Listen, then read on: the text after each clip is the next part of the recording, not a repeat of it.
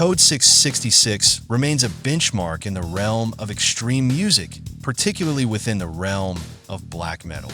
In this specific case, the international project Riverflame cites, at least according to the press release, Dissection, Summoning, and Stormkeep as influences, names that are a sure sign of a great album.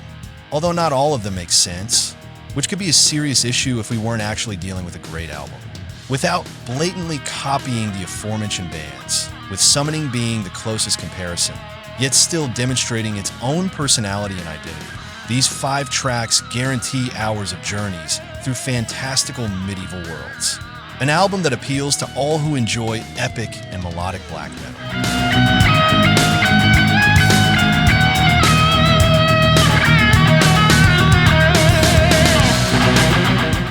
What a devastating blast this debut from the French band Warside is. Cognitive Extinction, released by the ever-reliable Gruesome Records, is a short but furious album that showcases virtuoso death metal without skimping on the brutality. Uncompromising, with no time to catch your breath. This is a must-listen for anyone who doesn't identify with the more melodic subgenres, but it's also proof of how modern the style can be without betraying its inherent core elements and characteristics. At a time when death metal is often confused with deathcore, this clarity is very welcome. An album you can't stop listening to on repeat, and that alone speaks volumes about its power.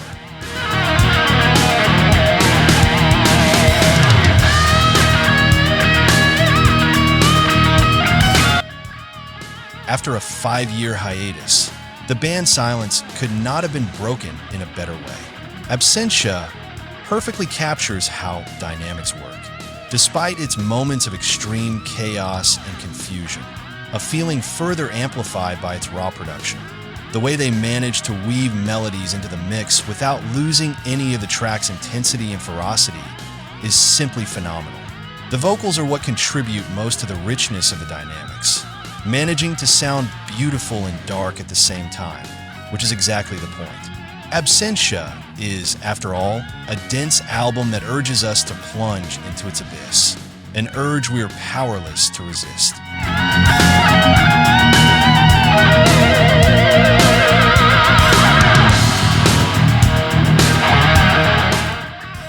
The second album by the American band Witch Ripper is one of those records that will grab you from start to finish. An album that blends the best of stoner, sludge, doom, and heavy metal over the course of just under 45 minutes. Everything sounds great. Everything comes together so seamlessly that we believe this is one of those albums that transcends the genre it belongs to. Don't think that the genres listed above were merely a clue to their sound. No, they're valid descriptions of what you can hear here. The point is that all of them, and each one, fail to describe it satisfactorily as a whole. Heavy, emotional, and thrilling. One of the great albums of 2026.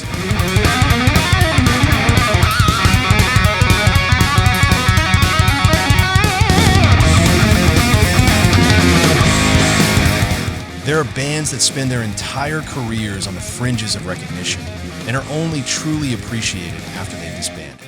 So much so that once they give in to the temptation to reunite, they slip back into obscurity. Fortunately, this isn't the case with the Swedish band Vomitory, who, after disbanding in 2013, made a grand return to the studio in 2023 with the excellent All Heads Are Gonna Roll, which set expectations sky high for this in Death Throes. We weren't disappointed, and we're betting that all fans will be completely hooked on this new set of songs. What's more, we're betting it will wake up everyone who's been sleeping all these years. Vomitory are at full strength and are contenders for the death metal throne.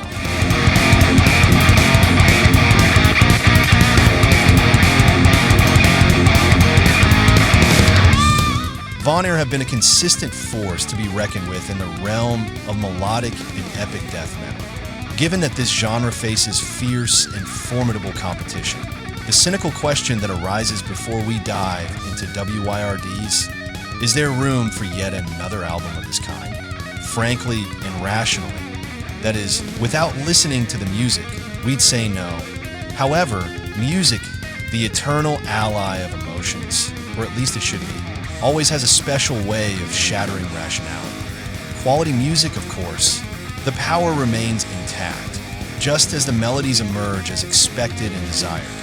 That is, without succumbing to the temptation to distort the band's identity in an attempt to reach a wider audience. WYRD is an album that showcases Vanir's ability to rise to the top of their genre, ahead of all the fierce competition they face.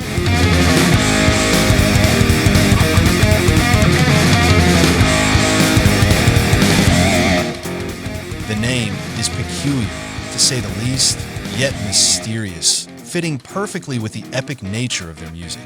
This third album arrives 9 years after the second. It shows no sign that the band has lost its momentum or even its inspiration. In fact, if it took 9 years to gather the inspiration and elements necessary to achieve the impact this album has on the listener, then kudos to Cnoc and Tursa for not giving in to the consumerist temptation to churn out music just to have a product to sell.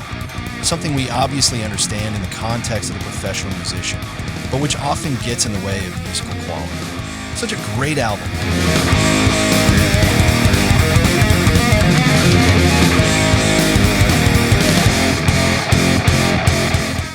Whirlwind started out without any grand ambitions, simply as a way to satisfy the thirst for traditional heavy metal of its founder, Mark Wild, who was and still is deeply involved in extreme metal with Korgull the Exterminator, a black thrash metal band.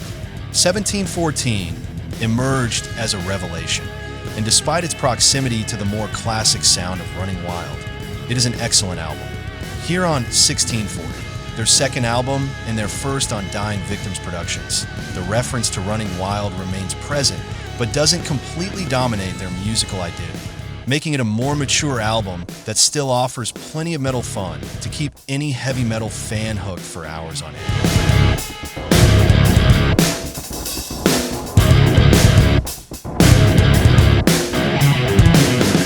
After Preeka's baptism by fire in rebuilding the band and taking over on vocals for Jailbreak, the success, both in terms of the album's quality and the many concerts they played, ensured they would return stronger than ever with Slave Machine.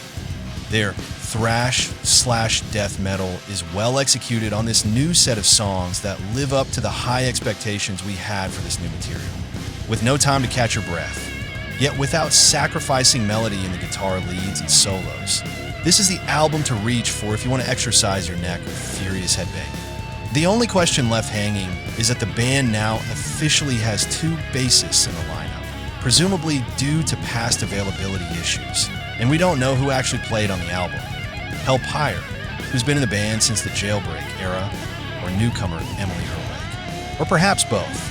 In the end, it doesn't matter. What matters is that this is one of the most explosive albums of 2026.